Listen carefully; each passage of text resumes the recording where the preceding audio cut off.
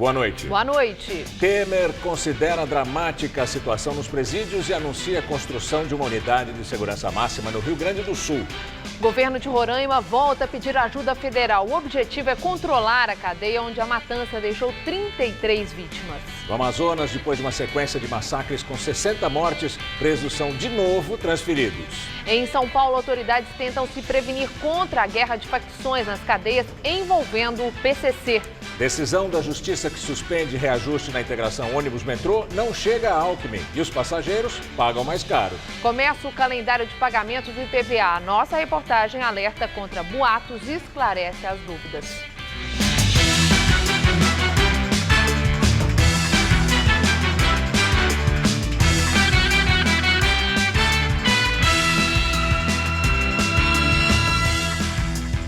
A semana começa doendo no bolso de quem usa transporte público. Passageiros dos ônibus intermunicipais reclamam do aumento nas passagens. Na capital, quem faz a integração entre ônibus e trens do metrô e da CPTM também já paga mais caro. A passagem passou de R$ 5,92 para R$ 6,80.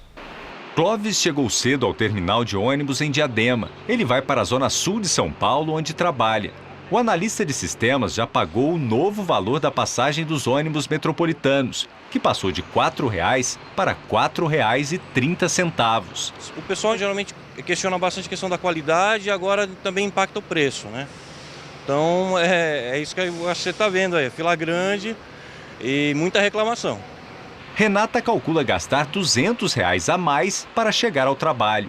Ela também utiliza o transporte intermunicipal todos os dias. Às vezes é uma economia que você faz para outros dizeres, outros afazeres e acaba complicando. Por causa da decisão judicial, a tarifa de integração ainda não está sendo cobrada aqui no terminal de Diadema. As catracas ainda serão instaladas. Essa cobrança deve começar a ser feita a partir do dia 22 deste mês. E os passageiros terão que pagar R$ 1,00 para poder acessar as linhas intermunicipais. Isso é um absurdo, não existe isso.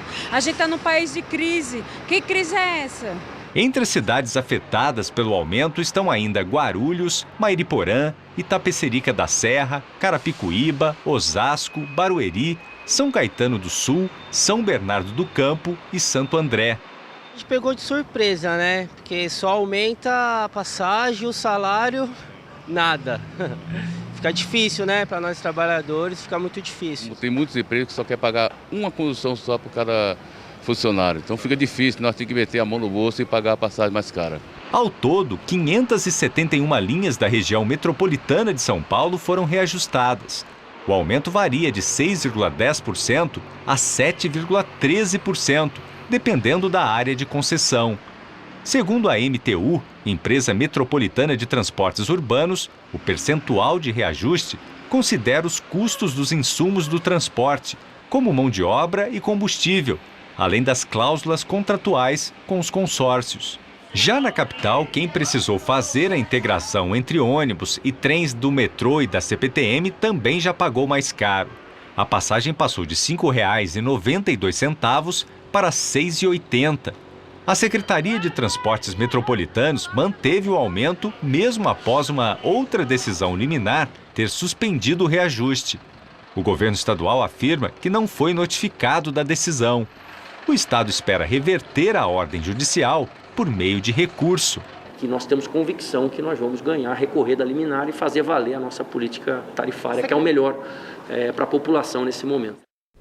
Segundo reportagem do portal de notícias G1, o governo de São Paulo se recusou a receber na última sexta-feira a intimação do Tribunal de Justiça que suspendia o reajuste. Um assessor do governador teria afirmado a um oficial de justiça que Geraldo Alckmin estava ausente em agenda externa e sem previsão de chegada. Em nota, a assessoria do Palácio dos Bandeirantes informou que o governador não se recusou a receber o comunicado do Poder Judiciário. Afirma ainda que o oficial de justiça foi atendido por um assessor, mas que esse assessor não poderia receber intimações em nome do governador. O governador Geraldo Alckmin e o prefeito João Dória, os dois do PSDB, anunciaram parcerias em diversos setores, entre elas a integração das escolas municipais e estaduais. As mudanças nas redes de ensino foram divulgadas pelos dois tucanos.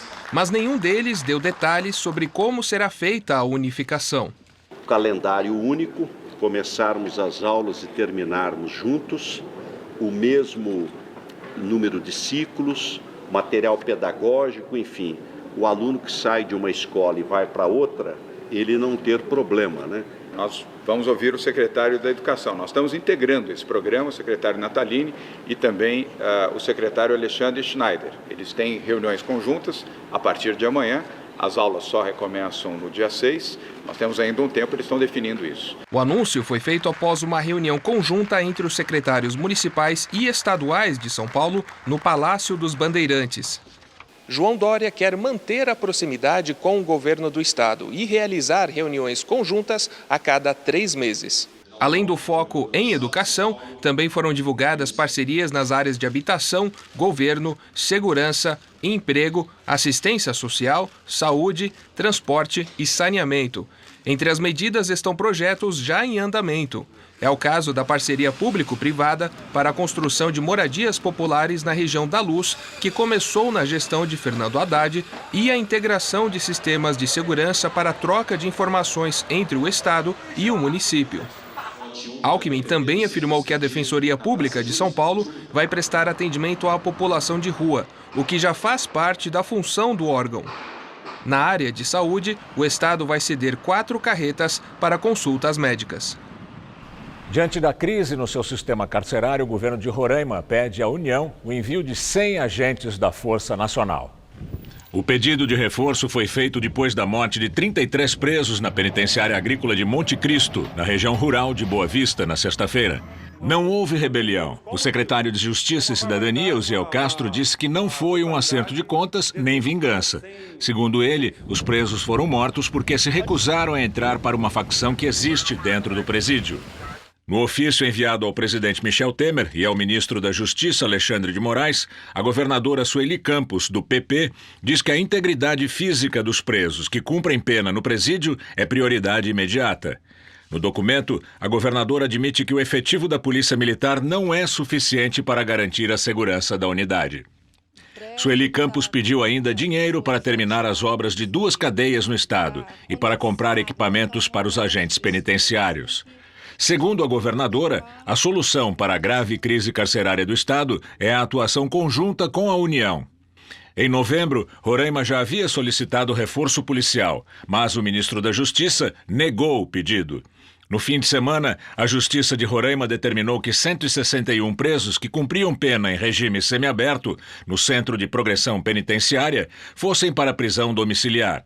O Tribunal de Justiça acatou um pedido da OAB. Segundo a entidade, em depoimento, os presos relataram que estavam sofrendo ameaças de facções criminosas depois da chacina na semana passada. No ofício que nós citamos, encaminhado ao presidente Michel Temer e ao ministro Alexandre de Moraes, a governadora de Roraima, Sueli Campos, pediu ainda a transferência de 8 detentos do PCC para presídios federais. Esses detentos são suspeitos de envolvimento nas mortes de 33 presidiários na última sexta-feira. O Palácio do Planalto e o Ministério da Justiça ainda não se pronunciaram. O governador do Amazonas, José Melo do PROS, também pediu apoio da Força Nacional. O pedido divulgado nesta tarde foi enviado ao Ministério da Justiça ontem, depois de 4 presos serem assassinados em uma nova rebelião em Manaus. Dos 4 mortos, 3 foram decapitados na cadeia pública desembargador Raimundo Vidal Pessoa. 2 presos estão desaparecidos. A rua em frente à prisão foi isolada, mas parentes continuam lá. De manhã, segundo a PM, 40 policiais fizeram uma varredura para retirar do prédio qualquer material que possa ser usado como arma. A cadeia pública fica no centro de Manaus, tem 109 anos e capacidade para 104 detentos. Em outubro do ano passado, ela foi desativada porque estava superlotada e em condições precárias. Mas foi reaberta para receber 283 sobreviventes do massacre no complexo penitenciário Anísio Jobim, que estavam sendo ameaçados de morte. Hoje, 20 deles foram transferidos para um presídio de Taquatiara, no interior do estado, também superlotado.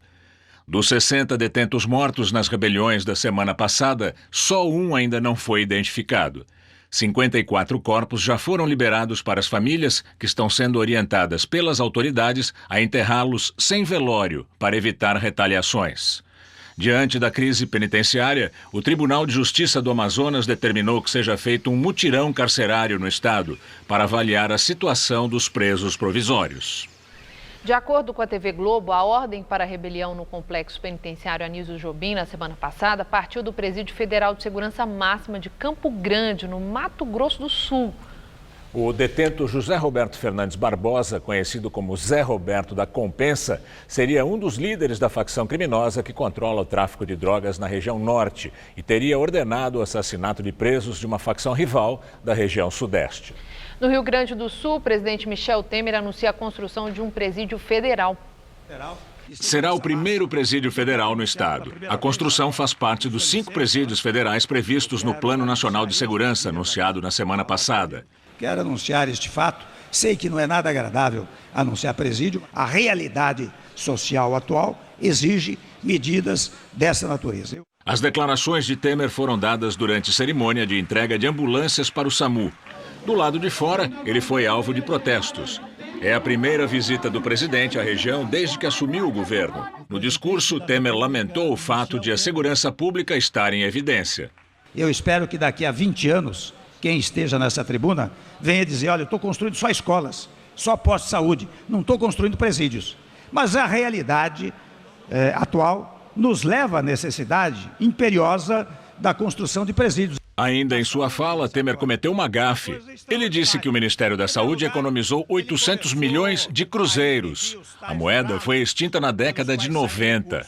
Em pouquíssimo tempo, logo nós fizemos uma solenidade do Palácio em que ele anunciou a economia de 800 milhões de cruzeiros, que significam novas UPAs, novas UBSs. O governo de São Paulo admitiu que há uma guerra de facções criminosas acontecendo em todo o Brasil. Mas a cúpula da polícia e da segurança do estado explica que a possibilidade de motins nos presídios paulistas, por enquanto, está descartada. O secretário de Administração Penitenciária, em entrevista à rádio CBN, negou que a guerra entre bandidos rivais chegue aos presídios de São Paulo. Segundo Lorival Gomes, no fim do ano passado, o governo separou os presos. No mês de outubro, nós tínhamos informação pelas áreas de inteligência que poderia haver alguma movimentação, até pela declaração de guerra, uma contra a outra. E lá em outubro nós começamos a mapear o sistema prisional para verificar se havia membros de outras facções que seriam facções oponentes ou facções que fossem adeptos do Comando Vermelho. Nós fizemos esse mapeamento, fizemos todo esse levantamento, conseguimos descobrir quem eram, quem tinha à época e removemos numa sexta-feira de manhã todos de uma vez. Mais de 100 presos teriam sido transferidos. Os locais são mantidos em sigilo. Pouco depois, a Operação Etos da Polícia Civil e do Ministério Público Estadual atingiu o braço jurídico da facção paulista. Mais de 30 advogados foram presos, suspeitos de fazer circular informações entre integrantes da facção de vários estados. 5 permanecem foragidos. Mas migrou, essa comunicação com o mundo externo migrou através de maus profissionais do direito. Na época, 13 detentos, considerados líderes da facção criminosa, foram isolados no chamado regime disciplinar diferenciado. Entre eles, Marcos Camacho, o Marcola, apontado como o chefe do PCC. O grupo criminoso teria 7 mil integrantes em São Paulo e 6 mil em pelo menos outros 15 estados brasileiros, que permanecem em alerta depois da matança em cadeias do norte do país. Especialistas acreditam que a investida do PCC na região norte acontece porque a facção pretende dominar a produção de cocaína na América do Sul, aproveitando a decadência das Farc na Colômbia. Intenção que também teria acirrado a disputa com o antigo aliado, o Comando Vermelho do Rio de Janeiro. Para o promotor Lincoln Gaquia, responsável pela Operação Etos, o grupo funciona como uma empresa com um sofisticado modelo de gestão. O PCC hoje está presente em 90% dos presídios do estado de São Paulo. Hoje ele é considerado uma organização criminosa, ela tem uma estrutura empresarial, uma hierarquia e uma disciplina rígida, né? E também um controle financeiro muito forte, que faz com que ela tenha aí uma tendência à hegemonia em relação às demais facções do país. Continua internado na UTI do Hospital das Clínicas o motorista de ônibus que foi arrastado depois de uma briga de trânsito na região da Avenida Paulista. O autor do crime ainda não foi identificado. A polícia tenta identificar o autor do crime por meio da análise de imagens de câmeras de segurança. Todas as testemunhas já foram ouvidas aqui na Delegacia dos Jardins, que conduz a investigação. O caso ocorreu na última quarta-feira, durante uma briga de trânsito nas imediações da Avenida Paulista. O motorista de ônibus Cássio da Silva, de 40 anos, foi arrastado por um outro carro. O atropelador fugiu sem prestar socorro. Começa hoje o pagamento do IPVA de 2017. A expectativa da Secretaria de Fazenda do Estado de São Paulo é arrecadar mais de 15 bilhões de reais com imposto. Mas muitos contribuintes ainda estão com dúvidas sobre o pagamento deste ano. Seu Antônio sempre recebeu o aviso do IPVA em dezembro, mas dessa vez a cartinha demorou mais para chegar. Tanto que ele resolveu ir até o Poupa Tempo para perguntar sobre a demora. Quando o documento chegou, também faltava uma informação sobre o valor e a data de vencimento do DPVAT, o seguro obrigatório. Estranhei, porque sempre vem o valor já do seguro obrigatório e esse ano não apareceu. Você está vendo alguma alteração de valor, alguma coisa? E essa não é a única dúvida que os contribuintes estão tendo esse ano, não. Algumas pessoas relataram que, ao invés de receber uma cartinha assim dobrada, o aviso do IPVA veio dentro de um envelope branco. E aí começou a confusão que se espalhou pelos aplicativos de troca de mensagem e pelas redes sociais. Tem um vídeo circulando que informa que se o aviso do IPVA veio dentro do envelope, ele é falso. A Secretaria da Fazenda do Estado de São Paulo analisou as postagens e afirmou que a informação não passa de um boato. Informou que quem tem mais de um veículo registrado no mesmo CPF e endereço pode receber as cartas dentro desse envelope branco. É bom lembrar também que o IPVA nunca é pago através de um boleto, e sim na rede bancária com o número do Renavan. É possível consultar informações no site da Secretaria. Hoje é o dia do vencimento dos veículos com final de placa 1. Quem optar por pagar à vista pode ter 3% de desconto. O valor sem desconto pode ser parcelado em 3 vezes. O IPVA de 2017 ficou em média 4,8% mais barato no estado de São Paulo em comparação com o de 2016. Seu Antônio diz que o desconto não aliviou muito as despesas do começo do ano. Os custos que vão sempre aumentando, nunca diminuem, na verdade, né? O IPVA pode ser pago na boca do caixa, pessoalmente, nos caixas eletrônicos e também pela internet. Taxas de juros em operações de crédito caem entre novembro e dezembro, mas acumulam alta em 2016. Segundo a Associação Nacional dos Executivos de Finanças, Administração e Contabilidade, no cartão de crédito os juros caíram, mas continuam exorbitantes e ficaram em quase 454% ao ano em dezembro. Os juros do cheque especial tiveram alta entre novembro e dezembro e ficaram em mais de 314% ao ano. É a maior taxa para essa modalidade de crédito desde março de 1999. O mercado financeiro revê a projeção para a inflação deste ano e também do ano passado. Para os analistas ouvidos pelo Banco Central, 2016 teve uma inflação de 6,35%. O número oficial ainda não foi divulgado pelo governo. Já para este ano, os analistas prevêem uma inflação de 4,81%. O Boletim Focus também trouxe a previsão do mercado para o PIB. Para 2016, os analistas acreditam numa queda de 3,49%. Para este ano, a previsão é mais otimista, de um crescimento de 0,5% da economia. E agora vamos ao comentário de economia com Denise Campos de Toledo. Como vimos por essas projeções do mercado, temos hoje a combinação de inflação em queda com uma dificuldade enorme de a economia retomar um crescimento mais firme. Daí a expectativa de um corte maior da taxa básica de juros na reunião desta semana do Copom, do Comitê de Política Monetária do Banco Central. Juros menores podem minimizar alguns dos problemas que têm ajudado a travar a economia, como o endividamento elevado das empresas e consumidores e o custo pesado do crédito para quem quer comprar ou fazer um investimento empresarial industrial, produtivo. Juros altos favorecem os investimentos financeiros e acabam até desviando dinheiro que poderia gerar mais atividade. Portanto, o que se espera é que o Banco Central olhe não apenas para a inflação, mas também para a recessão, que ainda é a realidade do país. A aposta quase unânime é de um corte de meio ponto na taxa básica agora, que deve cair para 13,25% ao ano. Mas há uma torcida responsável por um corte de 0,75%, que não comprometeria a trajetória de queda da inflação. Trajetória que parece garantida pela própria recessão, que amarra o consumo, pela oferta mais barata de alimentos e até o dólar mais baixo. O que deixa as projeções mais cautelosas quanto ao tamanho do corte da taxa básica é a postura também cautelosa deste Banco Central, da atual diretoria, que pode levar em conta as dúvidas em relação à Lava Jato, o cenário político e até mesmo a posse de Trump nos Estados Unidos, que traz incertezas globais.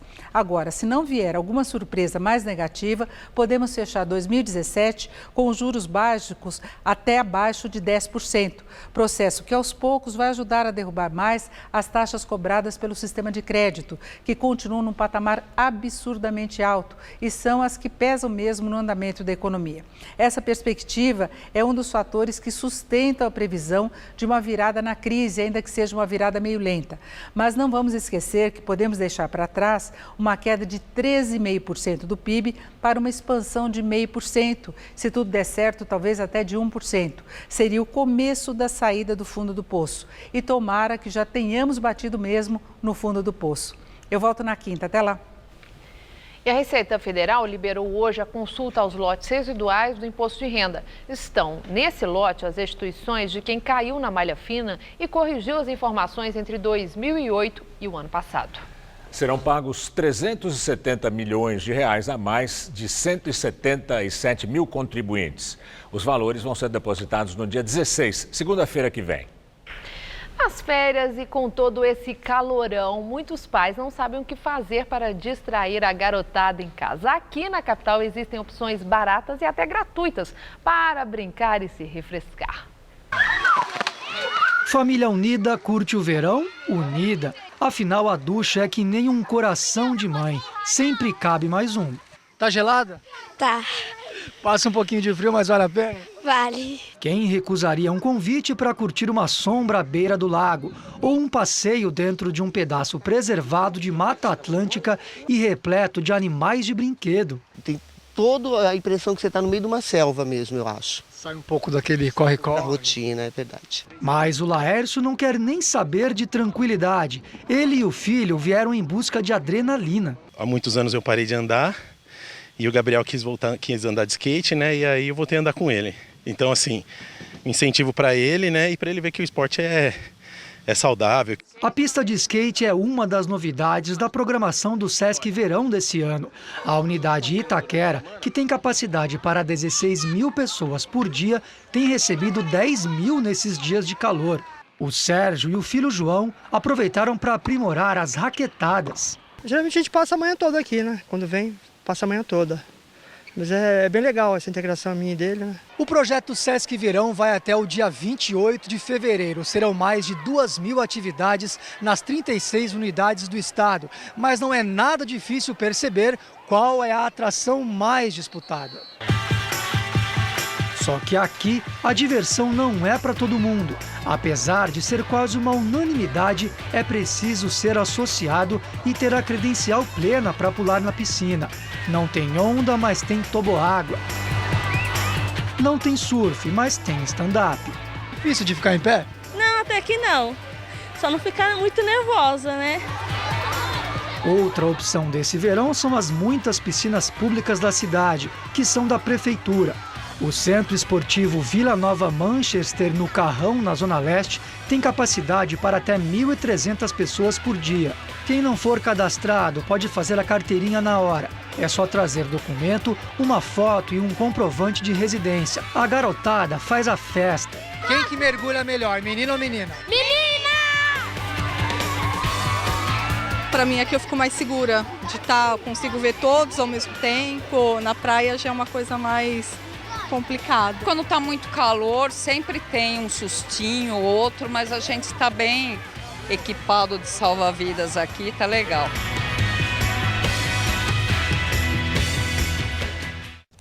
E a semana, para variar, começou quente, com muito sol e muita chuva no fim do dia, por causa do tempo abafado, não é? E, pelo visto, Gamberini, é verdade, toda semana será bem parecida. Vamos aos detalhes da previsão com Mariana Armentano.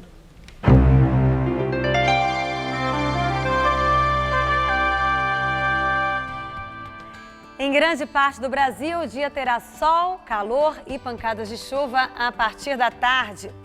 A frente fria que estava atuando no sul do país já se desloca para o oceano, mas ainda deixa o tempo instável no Rio Grande do Sul, sendo que no sul do estado o tempo fica bem nublado, com risco até para temporais. Vai chover a qualquer hora também entre o norte de São Paulo e o sul do Triângulo Mineiro e lá no Amapá. Nas áreas em amarelo, tempo firme e ensolarado. Vamos ver aqui a nossa tabela de temperaturas? Olha só, em Salvador teremos máxima em torno dos 32 graus amanhã. Em Porto Alegre chove a qualquer hora, mas faz calor de até 31. No Rio de Janeiro, então, nem se fala, máxima à tarde na casa dos 37 graus. E em Brasília, máxima prevista de 30 graus. Para São Paulo, a terça-feira promete ser mais um dia quente, com chuvas pontuais a partir da tarde em quase todas as regiões. Só em parte do centro-norte paulista que a chuva pode vir a qualquer hora do dia, como em Franca, onde a máxima vai ficar em torno dos 26 graus, e em Ribeirão Preto, onde faz até 28 graus. Nas outras áreas do estado, as temperaturas continuam ultrapassando os 30 graus e faz até 33 lá em Santos, no litoral. Aqui na Grande São Paulo, os próximos dias vão ser bem típicos de verão. Nessa próxima madrugada, teremos mínima de 21 e máxima amanhã à tarde de 30 graus. Aí na quarta-feira faz até 31 durante a tarde e na quinta o tempo muda um pouquinho, chove a qualquer hora e as temperaturas ficam entre 20 e 28 graus. E ainda falando sobre o tempo, a Europa passa por uma onda de frio com temperaturas de mais de 20 graus abaixo de zero. Mais de 30 pessoas já morreram em vários países. Berlim também está coberta de neve. O frio castiga até as ilhas gregas. Na Polônia, as temperaturas caíram a 25 graus negativos e foram registradas 10 mortes. Na Rússia, faz 30 graus abaixo de zero. Em Roma, os turistas se divertem com as fontes congeladas. A temperatura à tarde era de 2 graus, com sensação térmica de mais frio por causa do vento. Pelo menos 8 moradores de rua morreram. As estações de metrô foram abertas à noite para abrigar os sem-teto. Outras mortes pelo frio foram registradas na República Tcheca, na Bulgária e na Grécia. 11 voos da companhia Latam na Argentina foram cancelados por greve de tripulantes. Os grevistas querem que a Latam cumpra cláusulas de um acordo salarial acertado em dezembro. A Latam informou que foram registrados atrasos e cancelamentos na operação dos aeroportos na Argentina e pediu que os passageiros afetados verifiquem a situação dos voos para reprogramar as viagens. Donald Trump reage ao discurso de Meryl Streep na cerimônia do Globo de Ouro. Ele chamou a atriz de adoradora e puxa-saco de Hillary Clinton. A noite era de entrega dos prêmios da Associação de Imprensa Estrangeira de Hollywood. O grande vencedor, o filme La La Land, com 7 estatuetas, ficou em segundo plano diante do discurso da respeitada dama do cinema americano, homenageada pelo conjunto da obra. Meryl Streep não citou o nome de Trump, mas as palavras foram duras. You and all of us in this room really belong to the most vilified segments. Ela lembrou que quase todos ali fazem parte dos segmentos mais difamados da sociedade americana neste momento: Hollywood, estrangeiros e imprensa. Hollywood é um grupo de gente que vem de todas as partes. E se querem expulsar todos nós, vão ficar sem nada para ver, além de futebol americano e artes marciais mistas, que não são artes. Em seguida, ela criticou Donald Trump pelo que ela chamou de instinto de humilhar. Por ele ter zombado de um jornalista com deficiência física na campanha presidencial. Meryl Streep diz que quando algo assim é feito por alguém poderoso, impacta a vida de todos, porque dá permissão para que outros façam o mesmo. Desrespeito gera desrespeito. Violência incita violência. No Twitter, Trump escreveu: Meryl Streep, uma das atrizes mais superestimadas de Hollywood, não me conhece, mas me atacou ontem no Globo de Ouro. Ela é uma serva de Hillary que perdeu feio. Pela 100ª vez, eu não ridicularizei um repórter com deficiência física. Eu nunca faria isso. Eu só mostrei ele se arrastando quando ele mudou completamente uma reportagem de 16 anos atrás para me prejudicar. Imprensa desonesta. O Supremo Tribunal de Justiça da Venezuela declara que o parlamento não tem poderes para destituir o presidente Nicolás Maduro. O parlamento de maioria opositora pretendia declarar Maduro em abandono de cargo na véspera do presidente completar seu 4º ano de mandato. A oposição acusa Maduro de descumprir deveres, o que afundou o país numa grave crise com falta de alimentos e remédios, inflação de quase 500% e alta na criminalidade. Os portugueses se despedem de Mário Soares, o ex-chefe de Estado considerado o pai da democracia portuguesa. O presidente Michel Temer embarca hoje para Lisboa para participar das cerimônias fúnebres.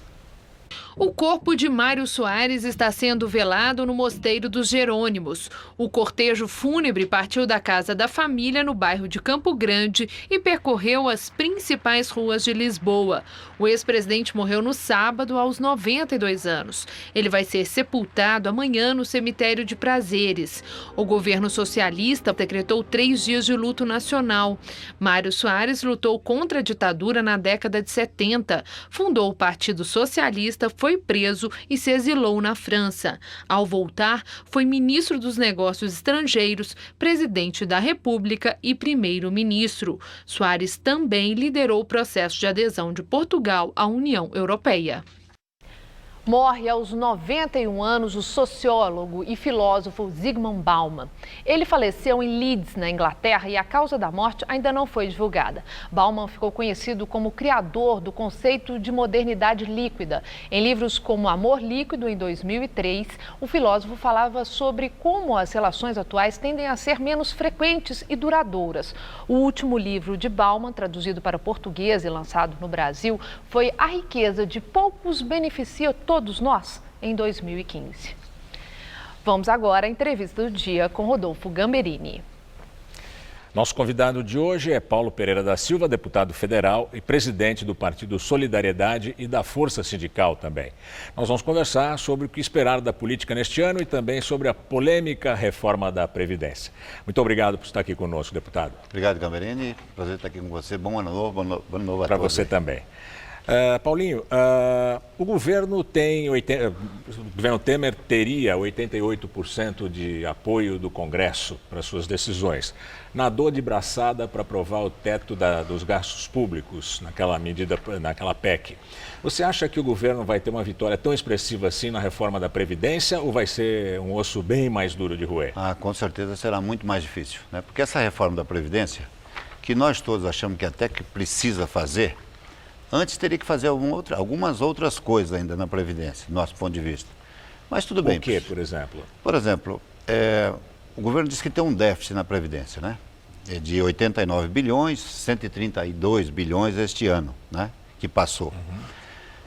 Nós, por exemplo, sugerimos algumas questões para que ele pudesse resolver o problema do caixa da Previdência nesse momento. Porque qualquer reforma que você fizer na Previdência só vai dar resultado no longo prazo, né? Então, para você melhorar... Resolve o problema do caixa imediato. Imediato. Para resolver imediato, nós propusemos acabar com a desoneração. A desoneração era aquela questão que você descontava na folha do salário, a empresa pagava sobre a folha de pagamento. Agora ela paga sobre o faturamento da empresa, né? Isso deu um prejuízo para a Previdência no ano passado de 45 bilhões de reais.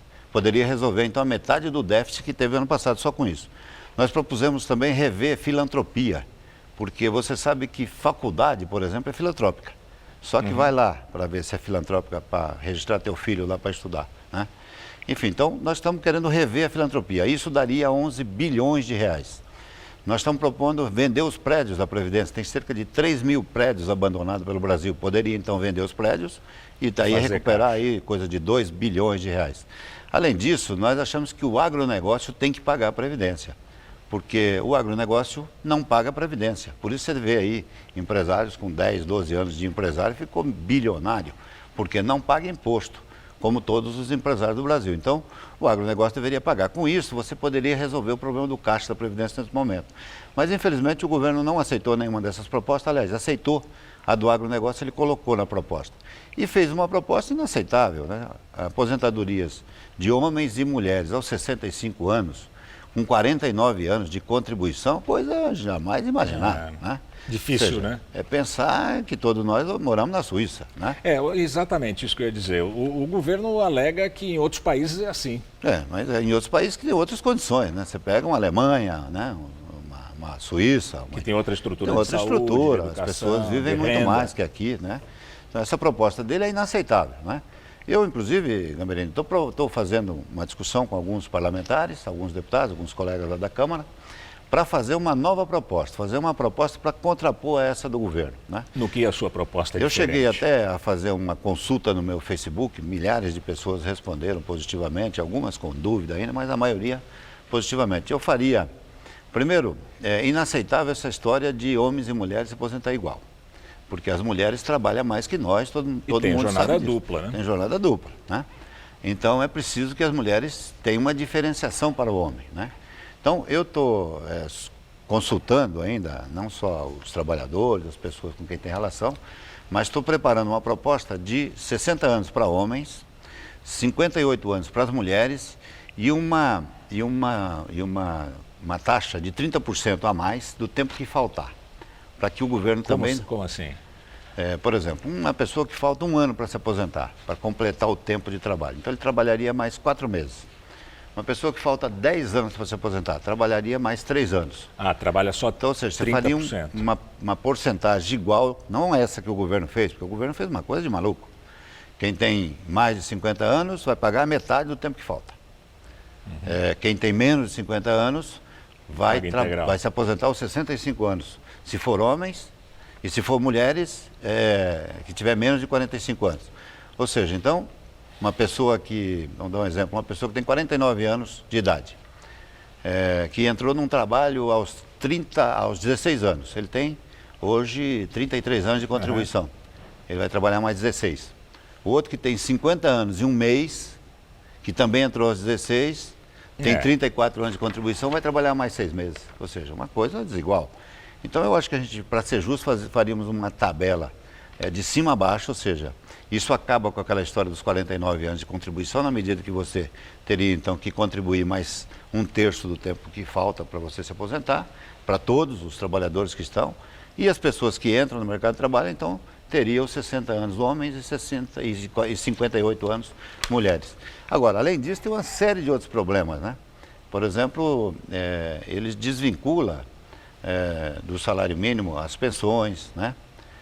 Baixa para 50% as pensões, enfim. Então tem uma série de problemas que a gente precisa discutir para poder corrigir, né? E o que te faz acreditar que para votar a reforma da Previdência os deputados vão se comportar de maneira diferente do que se comportaram na votação da limitação dos gastos públicos? Porque os deputados são pessoas, são gente também, né? São povo, né? E vai estar com certeza no meio das pessoas, principalmente agora no final do ano. E vai perceber que essa é a grande discussão hoje do Brasil, que as pessoas acham que o governo exagerou na proposta, que é preciso modificar. Eu acho então que uma proposta razoável, que é essa que eu estou propondo, não é uma proposta de não fazer reforma nenhuma, mas também não é Você acha necessário fazer reforma? Eu reforma? acho que é preciso fazer, né? Agora, não é uma proposta inaceitável como essa do governo, tão radical. E eu acho que uma proposta dessa poderia, então, se contrapor a essa proposta do governo e com certeza a gente ganharia. Eu tenho certeza que é possível articular dentro do Congresso para aprovar uma proposta alternativa a essa do governo. Você falou uma coisa interessante na minha pergunta anterior. Você disse porque os deputados são do povo, entendem as necessidades das pessoas. Mas hoje em dia não há nada mais distante da sociedade do que o parlamento. Eu sei disso. Na verdade, eu acho que hoje, né, ser político é uma profissão não só de risco, como uma profissão muito complicada, né? Eu até tenho brincado, se você chegar numa padaria e gritar, sou deputado federal, é perigoso alguns sair correndo com medo de ser assaltados, né? Tá. Porque político hoje está numa baixa danada. Mas os políticos também têm relação com as pessoas. Por menos, mais elitizado que seja um deputado, ele tem relação lá com a sua base, né? E essa sua base, que o elege, com certeza vai estar reclamando para ele, principalmente neste final de ano, desta proposta inaceitável que o governo Temer fez. Mas você acredita que os políticos consigam recuperar o prestígio que já tiveram no passado, consigam superar essa crise de representação? Porque as pessoas não se sentem mais representadas, as pessoas não lembram em quem votaram, não sabem em que partido votaram. Há um distanciamento muito grande hoje. Eu acho que toda essa crise que nós passamos, da Lava Jato, essa crise do impeachment, isso desmoralizou muito a política. Eu acho até que o PT tem muito a ver com isso, né? Porque o PT pregou a vida inteira uma questão, uma defesa dos mais pobres, quando chegou no governo fez tudo o contrário. Primeiro fez aliança com os bancos, fez aliança com os deputados mais conservadores. Todos aqueles que não servem para nada, né? E além disso não cumpriu nenhuma das propostas que se propunha a fazer quando estava na oposição. Então eu acho que isso acabou levando ainda esse descrédito quase que total hoje da população. Pode ser que essa tenha sido a origem desse fenômeno do distanciamento. Mas hoje não dá para dizer que o partido A ou B tem menos distanciamento do que os outros. Hoje né? Não, hoje é quase que generalizado. Eu tenho uma relação, você sabe, eu sou metalúrgico, sou sindicalista, então eu tenho uma relação com a minha base diferente, né, de outros parlamentares. Cada parlamentar tem a sua base eleitoral, a sua cidade natal, ou aonde ele tem voto, que é onde ele mais vai, né? Eu, diferente de outros parlamentares, eu tenho uma base trabalhista, então eu trabalho muito nessa área, tenho ouvido muitas pessoas. Eu até tenho tido uma aceitação razoável, não posso dizer assim, se você for para a porta de uma fábrica, as pessoas vão tratar mal? Com certeza não, né? Agora, provavelmente, se eu for ali no Morumbi ou nos Jardins, pode ser que não vão me tratar muito bem, tá certo? Agora, a gente tem ouvido sociólogos, cientistas políticos, que dizem que o Brasil está numa situação muito delicada, para não dizer perigosa, porque tudo leva a um descrédito da política, um descrédito dos partidos, um descrédito das instituições e que se criou um caldo no país favorável ao surgimento de salvadores da pátria. Você certamente já ouviu isso, já pensou sobre isso. Você acredita nessa possibilidade? Eu acho que nós estamos passando num período muito difícil, talvez a crise econômica mais profunda da história do Brasil, né? O Brasil tinha 3 crises em andamento, né? Você tinha uma crise de corrupção generalizada, né? Com os principais políticos brasileiros envolvidos em corrupção. Tem uma crise econômica profunda que afeta a vida das pessoas. E você tinha ainda uma outra crise, que é a crise moral, né? Essa crise de representatividade. Enfim, então, acho que isso tudo levou a essa situação que a gente está vivendo hoje. E eu não acredito que apareça um salvador da pátria, né? Como a gente já teve no passado alguém falando bonito e que vai ganhar as próximas eleições. Eu não acredito muito nisso. Eu acho que a gente ainda vai passar por um período difícil. Eu acredito que o Brasil vai voltar a crescer, vai voltar a desenvolver, vai ter empregos, mas só lá depois do meio do ano. Eu acho que essa crise, principalmente essa crise econômica, está passando. Tem que levar em conta que nós tivemos 2 momentos da história que o Brasil teve PIB consecutivo 2 anos seguidos abaixo. Foi em 1929 e 1930 e agora, né? Só que levando em conta que naquela época as pessoas moravam no campo, agora a grande maioria das pessoas mora na cidade. Ou seja, então nós estamos passando por um período difícil, mas eu acredito que a gente vai sair disso. Tá bem. Agradeço muito ao deputado Paulo Pereira da Silva pela presença aqui no Jornal da Gazeta. Obrigado, Gamerino. Obrigado. Boa sorte. Boa noite. Boa noite. Estela. O governo federal registra recorde de 550 servidores expulsos em 2016. Os dados não incluem os empregados de empresas estatais como Petrobras, Caixa Econômica e Correios. Segundo o Ministério da Transparência, a maioria dos expulsos cometeu atos de corrupção. Em 2015, foram 541 expulsões. As festas de final de ano são coisas do passado, né? Mas os gastos extras no cartão de crédito de dezembro já começam a cair. E só tem um jeito de entrar o mês de janeiro no azul, segundo os especialistas. A dica é fazer ao longo de todo o ano uma pequena reserva para encarar os impostos e despesas que chegam no primeiro mês do ano. Ano novo e não tem jeito. Ele sempre chega acompanhado pelas contas e também as despesas que precisam ser pagas logo nos primeiros meses. Primeiro tem o IPVA, depois vem o IPTU. Para quem tem filho na escola, a matrícula e o material escolar. E você, já se preparou para quitar esses compromissos? Não brinque. Eu tinha vindo do banco agora, estou preocupado. E a gente A gente está tentando organizar as coisas, mas tem que descobrir um santo para cobrir o outro. Eu sou uma pessoa mais organizada, né? Então a gente se previne, eu acho que prevenção faz parte da vida meio que em tudo, né? É uma ginástica que a gente não tem como sair. Bruna é fisioterapeuta e trabalha por conta própria. A disciplina dela com o orçamento familiar precisa ser ainda mais rigorosa, já que não tem salário fixo. Para não sofrer com as contas, buscou a ajuda de um educador financeiro. E não é que aprendeu a administrar melhor o dinheiro que ganha? Eu saí da faculdade aprendendo a trabalhar, literalmente colocar a mão na massa. Não aprendi a administrar. Tudo que ela recebe e gasta é anotado num caderninho e depois passa para uma planilha. Nada fica de fora.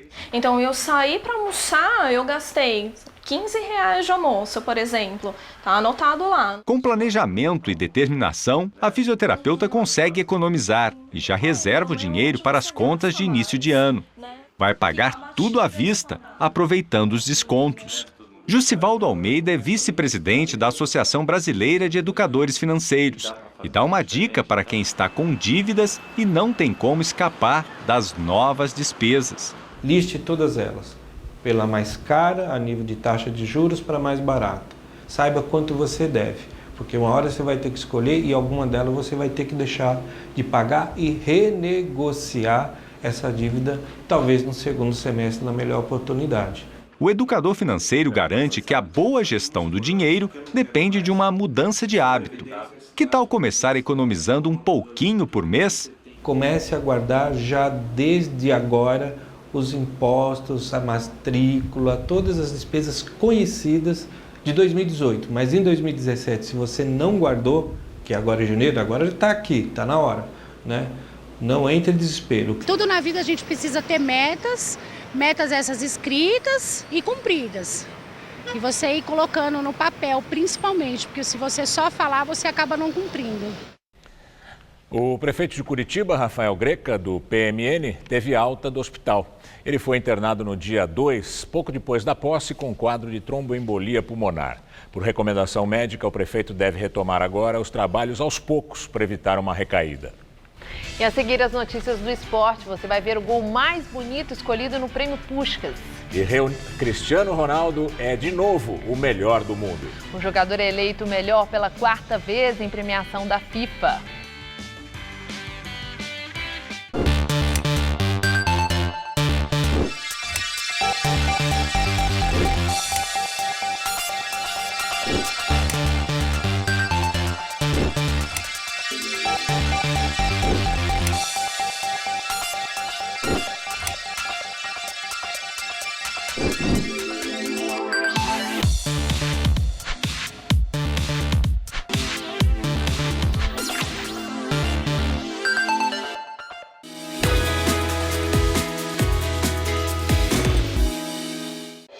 Tudo anda cada vez mais rápido.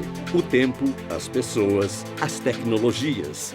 No coração de todas essas transformações, existe um caminho que pode mudar a sua vida. Pós-graduação Casper Libero. 4 cursos que vão acelerar a sua carreira, atualizar os seus conhecimentos e fazer você ser notado no meio de tanto movimento. Pós-graduação Casper Libero. Paixão por comunicação. Você quer mais informação? Notícia quentinha de última hora. Você quer mais opinião? Eu não gosto. Você quer mais participação? Nós queremos saber de você. Tudo o que você quer está no Gazeta Esportiva, de segunda a sexta, 18h.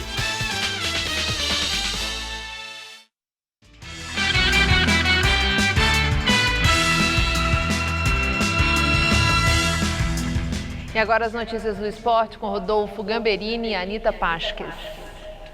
Cristiano Ronaldo é o melhor jogador do mundo pela 4ª vez, hein, Anita? Você viu, Gamberini? Boa noite, prazer estar aqui de novo. O anúncio aconteceu hoje em um evento de gala da FIFA na Suíça. Campeão da Champions League, campeão da Supercopa Europeia e do Mundial de Clubes com o Real Madrid, campeão europeu com a seleção de Portugal, ou seja, era difícil tirar do português o prêmio da temporada 2016. Os concorrentes eram o argentino Lionel Messi e o francês Antoine Griezmann. O argentino e os jogadores do Barcelona sequer foram à premiação, já que tem partida decisiva pela Copa do Rei no meio dessa semana.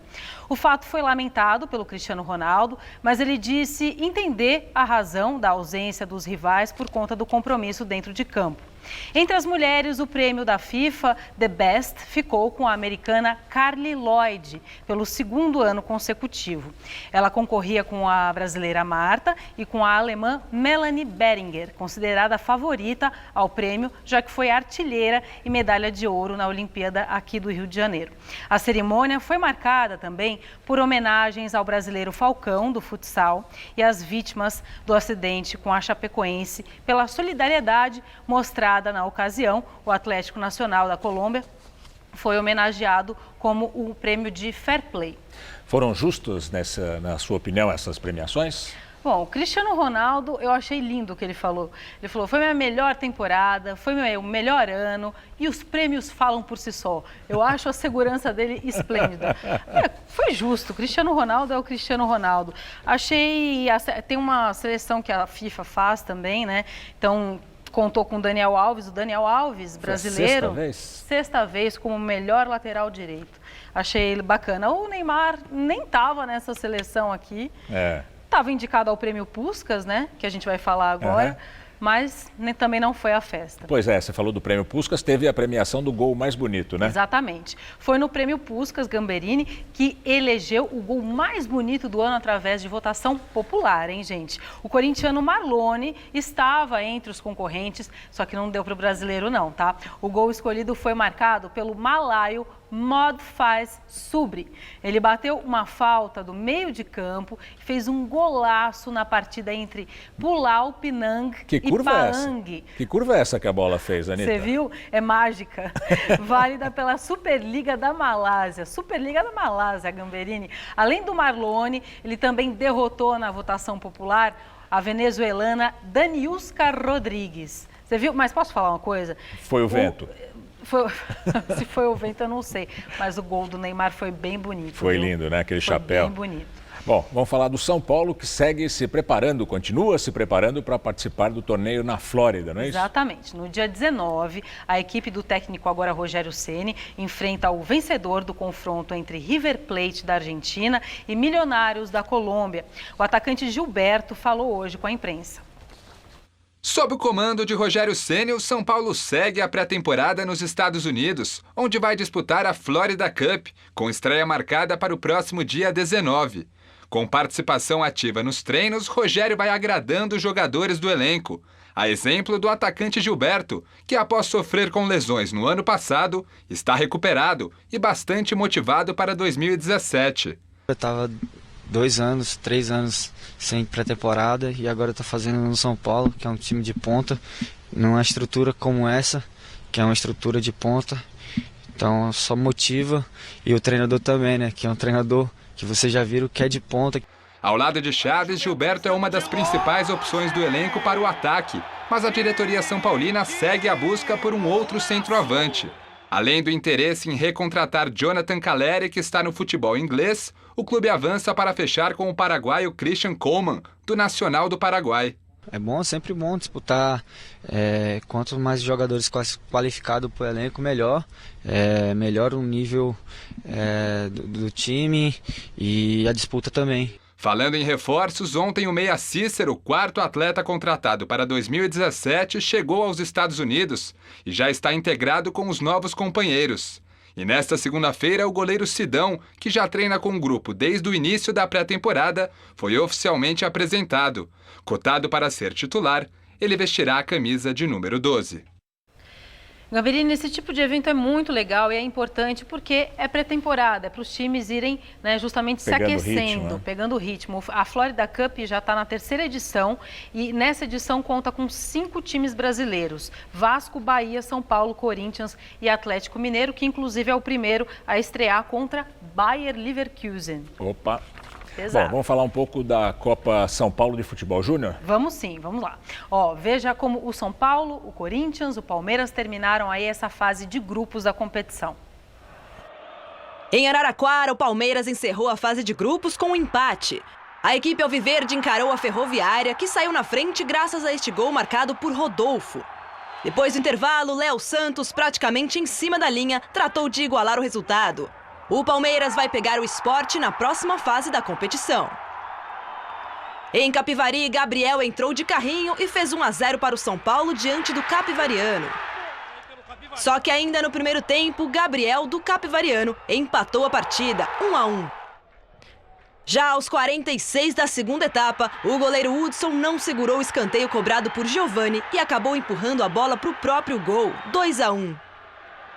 E quando tudo parecia resolvido, o jovem Oliveira ainda achou uma brechinha para marcar o terceiro do São Paulo, 3-1, placar final. O tricolor vai medir forças com a Chapecoense no mata-mata da Copinha. O Corinthians também venceu, marcando 3 gols neste fim de semana. A vítima de ontem foi o Taubaté. O Timão abriu ampla vantagem diante do adversário, graças aos gols anotados por Carlinhos 2 vezes e pelo garoto Guilherme Romão. O Taubaté chegou a descontar com Gabriel Itajubá e esboçou uma reação depois deste gol contra incrível marcado pelo zagueiro João Vitor. Mas ficou nisso mesmo. 3-2 Corinthians, classificado para enfrentar o Mantiqueira de Guaratinguetá. É isso, né? É isso. Boa noite. Obrigado, Gabriel. boa noite, até amanhã. Até amanhã. O Jornal da Gazeta termina aqui. A edição de hoje pode ser vista no site do Jornal da Gazeta. Mais notícias em nossa edição das 10. Uma boa noite para você. Boa noite e até amanhã. Zé Armando Vanucci comanda o Todo Seu. Logo mais, 10h30 da noite.